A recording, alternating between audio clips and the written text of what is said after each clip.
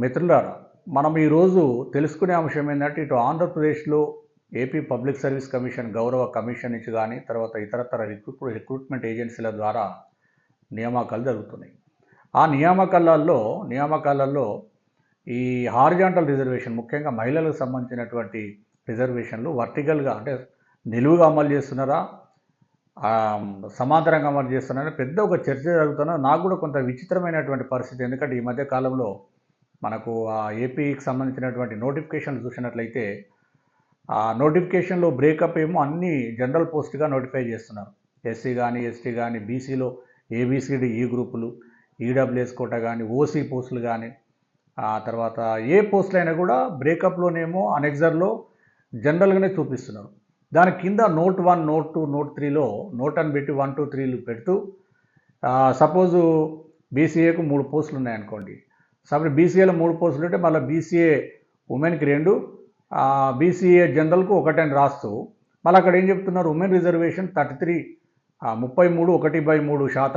శాతంగా సమాంతరంగా అమలు చేస్తాము, హారిజాంటల్గా అమలు చేస్తామని చెప్పేసి నోట్లో రాస్తున్నారు. అదొక విచిత్రంగా అనిపిస్తున్నది. మరి రిక్రూట్మెంట్లు ఏ విధంగా చేస్తున్నారు ఏందో కానీ చాలామంది అభ్యర్థులు చాలామంది ఫోన్లు చేసి డౌట్లు అడుగుతున్నారు. వాళ్ళకి సెలక్షన్ ఇబ్బంది అవుతుంది. ఎందుకంటే మీకు నోటిఫికేషన్లో సపోజ్ ఓసీ కేటగిరీలో ఒక పోస్ట్ చూపించేసి కింద నోట్లోకి వచ్చేవారికి నోట్లో ఆ ఓసీ ఉమెన్ అని చూపిస్తున్నారు. ఓసీ ఉమెన్ ఒక పోస్ట్ అని అంటే ఇంకా జనరల్ వాళ్ళు రాయాలనా లేదా అసలు ఏందనేది పెద్ద గందరగోళమైనటువంటి పరిస్థితి. నిజానికి ఈ మహిళా రిజర్వేషన్లను సమాంతరంగా హారిజాంటల్గా అమలు చేయాలని చెప్పేసి మొట్టమొదటిగా ఉమ్మడి ఇప్పుడు ఆంధ్రప్రదేశ్ కానీ తెలంగాణలో మొట్టమొదటిగా ఆంధ్రప్రదేశ్ ప్రభుత్వమే ఆనాడు చంద్రబాబు గారు ముఖ్యమంత్రి గారు ఉన్నప్పుడు 2016లో జిఓఎంఎస్ నెంబర్ 40ని తీసుకొస్తూ ఈ మహిళా రిజర్వేషన్లు సమాంతరంగా 33% ఈచ్ కేటగిరీలో ఈచ్ నోటిఫికేషన్లో అమలు చేస్తామని చెప్పి ఒక ప్రతిష్టాత్మకమైనటువంటి నిర్ణయం తీసుకున్నారు. నిజంగా కూడా అప్పటికి ఇంకా అక్కడ రిక్రూట్మెంట్ జరిగిపోయిన కొన్ని తర్వాత వీటన్నిటికీ ఫుల్ స్టాప్ పెడుతూ 2023లో ఒక జియోను ఆగస్టులో తీసుకురావడం జరిగింది. జిఓఎన్ నెంబర్ 77.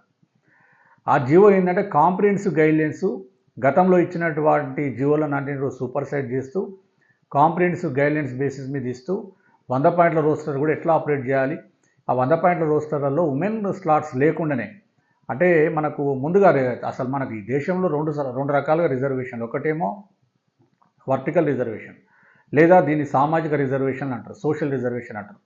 దీంట్లో ఎస్సీ ఎస్టీ బీసీ ఈడబ్ల్యూఎస్ ఈ కోటాలు మాత్రమే వర్టికల్ రిజర్వేషన్. రెండవది హారిజాంటల్ రిజర్వేషన్. హారిజాంటల్ రిజర్వేషన్ అంటే సమాంతర రిజర్వేషన్లు. వీటిల లోపల మహిళా రిజర్వేషన్లు, దివ్యాంగులు, స్పోర్ట్స్ కోటా, తర్వాత ఎక్స్ సర్వీస్మెన్ ఇలాంటి కోటాలు హారిజాంటల్గా వస్తాయి. అంటే ఇప్పుడు వర్టికల్కు హారిజాంటల్కి తేడా ఏంటంటే వర్టికల్ రిజర్వేషన్ యొక్క అభ్యర్థులు ఓపెన్ కేటగిరీలో సెలెక్ట్ అవ్వచ్చు మరియు వారికి కేటాయించినటువంటి రిజర్వేషన్లో సెలెక్ట్ అవ్వచ్చు. కానీ వాళ్ళ యొక్క రిజల్టెంట్ పర్సంటేజ్ మాత్రం పెరిగే అవకాశం ఉంటుంది, పెరగడానికి పర్మిషన్ ఉంది. సపోజ్ షెడ్యూల్ కాస్ట్ 15% రిజర్వేషన్ అనుకోండి.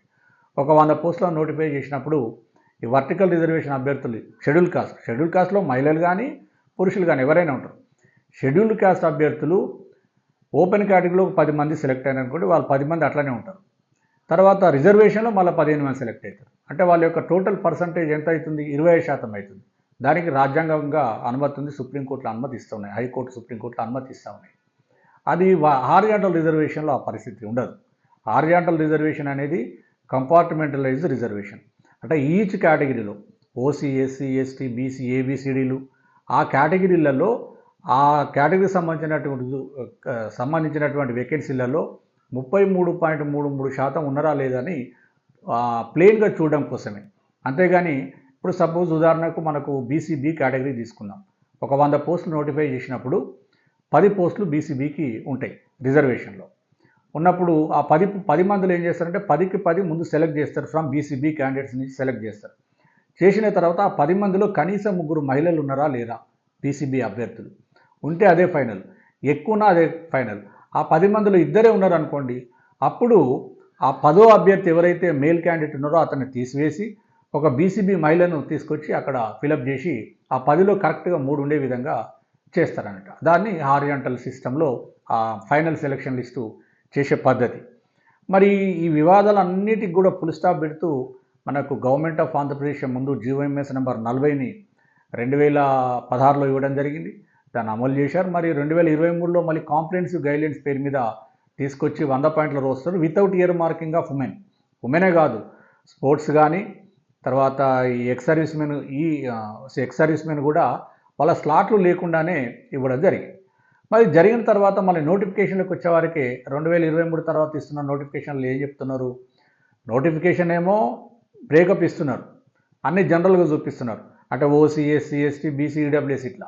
తర్వాత కింద నోట్లో ఇట్లా కొంత అంటే కాంట్రవర్షియల్గా అంటే జీవోకు వ్యతిరేకంగా కొంత నోట్లో మళ్ళీ కొన్ని స్పెసిఫిక్గా ఉమెన్కి చూపిస్తూ ఉన్నారు. అది కొంత ఇప్పుడు పెద్ద ఎత్తున ఒక చర్చ జరుగుతుంది. ఎందుకంటే మనకు గ్రూప్ 2 రిజల్ట్స్ కూడా ఇవ్వడం జరిగింది. దానిలో కూడా ఇదే పరిస్థితి. నేను నోటిఫికేషన్ కూడా ఈ మధ్యనే చూడడం జరిగింది. నోటిఫికేషన్లో ఇట్లా విచిత్రంగా అనిపించింది కొంత. మరి ఏదేమైనా government of Telangana, government of Andhra Pradesh గౌరవ ముఖ్యమంత్రి గారు, చీఫ్ సెక్రటరీ గారు, తర్వాత అధికారులు కూడా దీని మీద కొంత దృష్టి సారించాలి. ఎందుకంటే ఈ చిన్న చిన్న వివాదాలతోనే రిక్రూట్మెంట్లు ప్రాసెస్ ఆగడము, లేకపోతే వందల కేసులు పోవడం ఇది పెద్ద ఒక సమస్యగా మారిపోయింది. నిరుద్యోగులకు వాళ్ళ పాలిట శాపంగా మారిపోయింది.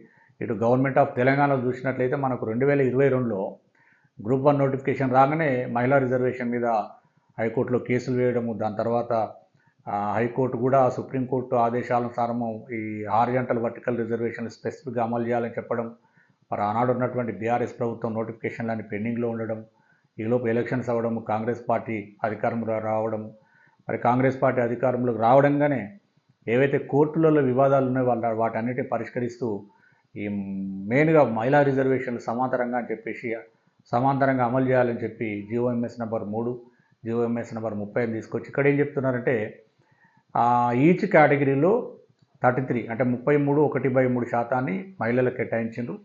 మళ్ళీ ఈ 100 పాయింట్ రోస్టర్లో కూడా ఈ రోస్టర్ సిస్టమ్ తీసివేయడం జరిగింది. ఇక అంటే without earmarking of women అంటే మహిళలకు ఎలాంటి రోస్టర్ కేటాయించకుండానే రిక్రూట్మెంట్ చేస్తూ ఉన్నారు. కానీ ఈచ్ కేటగిరీలో ఎట్లా చేస్తున్నారంటే ఒక 3 పోస్టులు కనుక ఉన్నట్లయితే, సపోజ్ బీసీఏలో 3 ఉన్నట్లయితే ఒకటి మహిళకి ఇచ్చే విధంగా, లేదా ఓపెన్ కేటగిరీలో ఒక 10 పోస్టులు ఉన్నాయంటే ఖచ్చితంగా ఒక 3 పోస్టులు మహిళలు ఉండే విధంగా హారిజాంటల్గా ఇంప్లిమెంట్ చేస్తున్నారు. నేను ఇంతకుముందు బీసీబీ కేటగిరీకి ఎగ్జాంపుల్ చెప్పినా కదా, అదే పద్ధతిలో ఇక్కడ తెలంగాణలో ఇటు గౌరవ పబ్లిక్ సర్వీస్ కమిషన్ కానీ, అటు మెడికల్ రిక్రూట్మెంట్ బోర్డు కానీ, తర్వాత ఇతరత్ర విద్యుత్ సంస్థలు కానీ అన్ని రిక్రూట్మెంట్ ఏజెన్సీస్ 3 పోస్టులు ఉన్నట్లయితేనే ఒక పోస్టు మహిళకు కేటాయించి రిక్రూట్మెంట్ చేస్తూ ఉన్నారు. చాలామంది కొంతమంది అభ్యర్థులు ఏంటంటే మరి ఎగ్జాంపుల్ షెడ్యూల్ కాస్ట్కి ఒక 4 పోస్టులు ఉన్నాయనుకోండి, 4 పోస్టులు ఉంటే 4 కనుక మహిళలు మెరిట్లో ఉన్నట్లయితే వాళ్ళకే ఇస్తారు. జనరల్ అనమాట.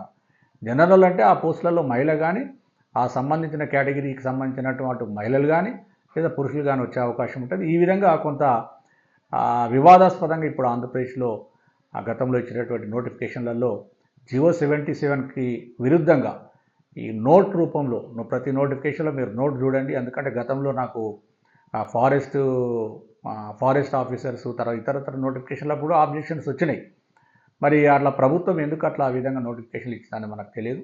మరి ఏదేమైనా గౌరవ హైకోర్టు అమరావతిలో ఈ కేసులు కొన్ని ఉన్నట్లుగా మనకు సమాచారం ఉంది. మరి దాంతో అసలు ముఖ్యంగా జియో 77 అనేది హైకోర్టు ఇచ్చినటువంటి తీర్పు ఆధారంగా గతంలో ఇచ్చిన జీవోలకు విరుద్ధంగా గతంలోకి ఇచ్చిన జీవోలను పరిగణలోకి తీసుకొని ఒక కాంప్రిహెన్సివ్ గైడ్లైన్స్ ఒక పూర్తి స్థాయిలో ఒక జియో 77 రావడం జరిగింది. మరి జియో 77 వచ్చినాక కూడా మళ్ళీ నోటిఫికేషన్లలో నోట్ అని చెప్పేసి మహిళలకు కొన్ని సీట్లని దాదాపు 3 ఉంటే 2 కేటాయించడం, ఒక్కో దగ్గర 1 ఉంటే 1 మహిళలకు కేటాయించడం, మళ్ళీ దాన్ని హారిజాంటల్గా ఇంప్లిమెంట్ చేస్తామని ఒక కామెంట్ పెట్టడం, ఇట్లాంటి కొంత నోటిఫికేషన్లలో అభ్యర్థులలో గందరగోళమైనటువంటి పరిస్థితి ఉంది. మరి చూడాలి. ఏదేమైనా ప్రభుత్వము ఇలాంటి సమస్యలను అధిగమించాలంటే ప్రభుత్వం ముందుకొచ్చి ఇక్కడి నుంచైనా ఇచ్చే నోటిఫికేషన్లలో ఇలాంటి ఈ వివాదాస్పదమైనటువంటి స్టేట్మెంట్లు, సెంటెన్సెస్, క్లాజెస్ చేర్చకుండా నోటిఫికేషన్లు ఇచ్చి త్వరగా పూర్తి చేయాలని ప్రభుత్వానికి విజ్ఞప్తి చేస్తూ ముగిస్తున్నాను. Thank you.